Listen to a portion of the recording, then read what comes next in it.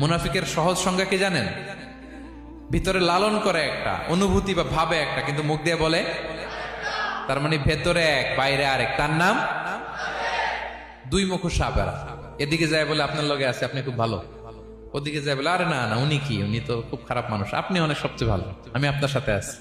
এরকম ডাকাইতে আছে না নাই?